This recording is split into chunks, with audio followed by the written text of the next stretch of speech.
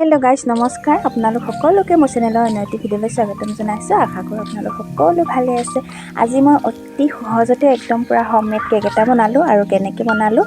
তাৰ বাবে এটি ভিডিঅ' প্ৰস্তুত কৰিছো আৰু আপোনালোকক দেখাম বুলি আপোনালোকৰ লগত শেয়াৰ কৰিলে আৰু কেকটো যে ইমান খাবলৈ সোৱাদ লগা হৈছিল আৰু পুৰা স্পঞ্জি হৈছিল ইয়া চাওকচোন কেকটো আৰু ধুনীয়াকৈ একদম লাগি নধৰাকৈ কেকটো ওলাই ধুনীয়াকৈ পৰিছে আৰু চাওক ইমান ধুনীয়া পুৰা কোমল হৈছিল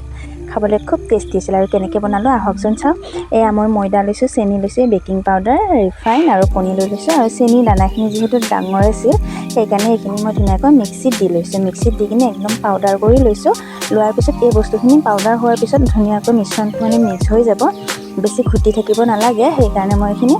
মিক্সিত দি ল'লোঁ তাৰপিছত এয়া কণীকেইটা ভাঙি লৈছোঁ 3টা কণী লৈছোঁ সকলো বস্তু মই এটা জোখতে লৈছোঁ তেতিয়া মানে কি একদম কেকটো ধুনীয়া পাৰফেক্ট হৈ যায় আৰু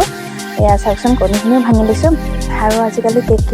কিনি খোৱাতকৈ ঘৰতে বনাব পাৰে আৰু যিহেতু আজিকালি সকলোৱে বনাব পাৰেই সেইকাৰণে মই প্ৰথমবাৰৰ বাবে চেষ্টা কৰিছোঁ আৰু এয়া চাওকচোন ধুনীয়া হৈছিল খাবলৈ তাৰপিছত এই মানে কণী ভাঙি লোৱাখিনি মই একেলগে মিক্সিত দি লৈছোঁ আৰু এয়া চাওকচোন কি ধুনীয়া হৈছে আৰু এইডালেও মাৰি থাকিব পাৰে মই যিহেতু এইডালত বহুত টাইম লাগে সেইকাৰণে মই মিক্সিতে দি দিছোঁ আৰু এয়া মই ইয়াতে ৰিফাইন দিছোঁ ৰিফাইনখিনি দি কিনে একদম পূৰা এইখিনি আৰু এবাৰ দি দিম এয়া চাওক মিশ্ৰণটো ইমান ধুনীয়া হৈ গৈছিল পূৰা একদম তাৰপিছত এয়া মই ইয়াতে লৈছোঁ ময়দা এবাতি ইয়াতে মই এতিয়া বেকিং পাউডাৰখিনি দি দিম একেলগে মিক্স হোৱাৰ কাৰণে তাৰপিছত এইখিনি ধুনীয়াকৈ চালি দিম চালি দিয়াৰ পিছত যোনখিনি মানে গোটা গোটা থাকে এইখিনি ৰখি যায় এয়া চাওক আৰু এবাতি লৈছোঁ যিহেতু হৈ গ'ল এতিয়া মই মিক্সিত থকা মিশ্ৰণখিনি লৈ লৈছোঁ আৰু এইখিনি যিহেতু দাঁতখিনি তলত পৰি গ'ল এইখিনি ঘুটি লৈছোঁ ঘুটি অলপ অলপকৈ দি আছোঁ এয়া চাওকচোন ধুনীয়াকৈ এতিয়া মিক্স কৰি দিম এয়া অলপ অলপকৈ গোটেইখিনি দি দিলোঁ আৰু তলত পৰি থকাখিনি দি দিলোঁ আৰু এইডালেৰে মই ধুনীয়াকৈ ঘুটি দিছোঁ এয়া ধুনীয়াকৈ লৈ ল'লোঁ লৈ কিনে মিশ্ৰণখিনি লাহে লাহে কৰি এয়া মই চাওকচোন কি ধুনীয়া হৈ গৈছে বেটাৰটো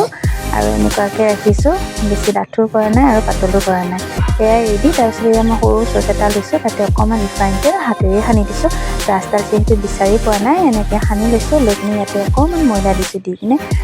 গোটেইখিনি চাৰিপিনে সানি দিছোঁ আৰু এনেকৈ বনালেও লাগি নধৰে আৰু কাগজো দিব পাৰে মই যিহেতু দিয়া নাই এইখিনিও মই এনেকৈ বনাইছোঁ